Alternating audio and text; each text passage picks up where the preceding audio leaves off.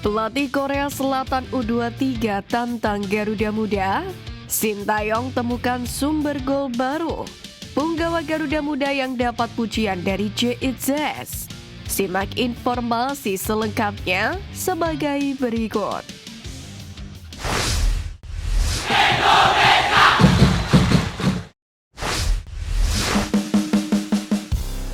Beda dari STY, pelatih Korea Selatan U23 tantang Garuda Muda.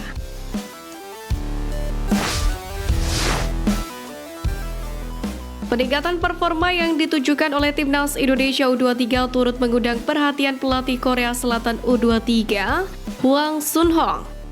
Bahkan pelatih berusia 55 tahun tersebut menantang Garuda Muda untuk jumpa di perempat final Piala Asia U23. Sebagaimana diketahui, Timnas Indonesia U23 selangkah lagi lolos ke fase gugur. Namun pertandingan pamungkas kontra Yordania bakal menjadi penentu nasib skuad asuhan Sintayong, meski hanya membutuhkan hasil imbang. Menariknya lagi melihat peluang untuk lolos yang cukup besar, banyak pihak yang penasaran. Sudah terbayangkah Timnas Indonesia U23 untuk lolos ke babak 8 besar sebagai runner-up grup A? Tim Merah Putih pun berpeluang menghadapi Timnas U23 Korea Selatan atau Jepang. Meski belum pasti, Sintayong mengaku tidak ingin bertemu Korea Selatan. Bahkan saat disuruh memilih antara Korea Selatan dan Jepang, Sintayong dengan tegas mengatakan bahwa dia lebih nyaman apabila Timnas U23 Indonesia bertemu dengan Jepang. Namun pernyataan Sintayong ini berbeda dari pelatih Timnas U23 Korea Selatan Hwang Sun-hong. Juru taktik tim asal negeri Gingseng tersebut justru ingin berjumpa dengan Timnas U23 Indonesia. Kepada media Korea Selatan SBS, Hwang mengaku terkejut dengan keberhasilan tim besutan Sintayong mengalahkan Australia. Menurutnya, keberhasilan Garuda Muda menang 1-0 atas Australia itu begitu luar biasa di luar perkiraan. Akan tetapi dia menganggap hal ini menjadi peluang bagus, dan dia pun menilai ini peluang bagus agar Korea Selatan bisa menghadapi Timnas U23 Indonesia di perempat final nantinya. Apalagi Korea Selatan juga sudah memastikan diri memperoleh tiket perempat final meski masih memiliki satu pertandingan lagi untuk melawan Jepang. Timnas U23 Indonesia asuhan pelatih Sintayong membuat kejutan dengan mengalahkan Australia. Jika ada peluang bagus, mereka bisa menjadi lawan kami di perempat final, ujar Hwang Sun-hong. Kendali demikian, Garuda Muda sendiri wajib menjaga fokus untuk menghadapi Yordania U23. Sebab Yordania U23 juga mengalami kekalahan secara kontroversial kontra Qatar di laga sebelumnya.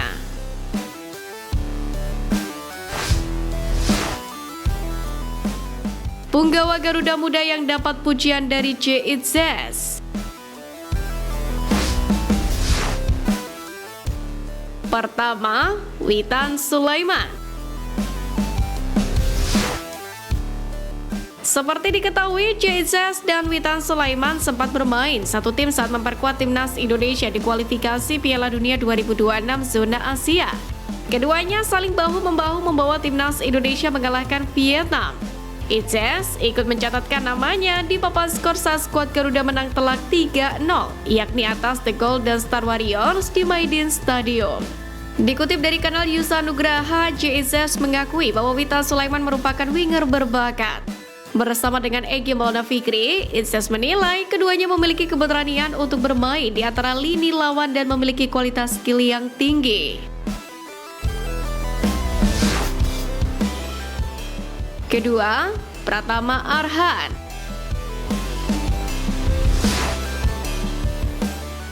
Pratama Arhan memang tampil cukup baik di lini pertahanan skuad Garuda.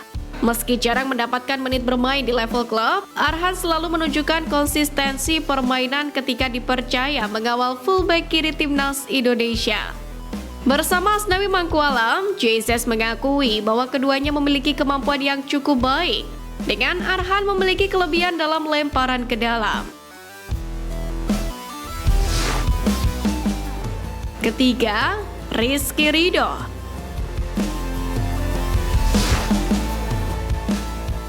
Terakhir adalah Rizky Ridho sebagai pemain lokal Timnas Indonesia yang mendapatkan pujian setinggi langit dari JITZES. JITZES menilai Rizky Ridho merupakan salah satu bek potensial yang dimiliki oleh skuad Garuda saat ini. Menurutnya, Ridho tidak hanya kuat dalam bertahan tetapi juga berani dalam permainan. Terbukti ketiga pemain tersebut kini menjadi andalan Garuda Muda di Piala Asia U23. Bersama pemain senior lainnya seperti Marcelino Ferdinand, Rafael Struijk, Ivar Jenner, dan Justin Hubner. Para pemain tersebut menjadi kunci permainan Sintayong untuk lolos ke babak fase gugur.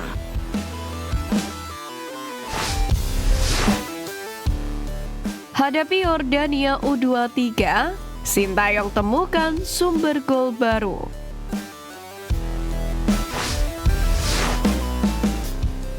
Kabar baik menghampiri pecinta sepak bola tanah air usai Sintayong membuktikan diri telah menemukan cara baru bagi tim Merah Putih untuk mencetak gol. Hal itu terbukti ketika gol timnas Indonesia U23 ke gawang Australia pada Piala Asia U23 2024 yang dituntaskan oleh Komang Teguh. Sebagaimana diketahui, Komang Teguh menuntaskan sepakan Nathan Jeon yang sebelumnya menerima bola dari Muhammad Ferrari, memaksimalkan tendangan sudut. Gol Komang yang menyelesaikan bola mati mengingatkan kembali akan gol Ramadan Sananta ke gawang Vietnam pada laga kualifikasi Piala Dunia 2026 di Stadion Maidin Hanoi 26 Maret lalu.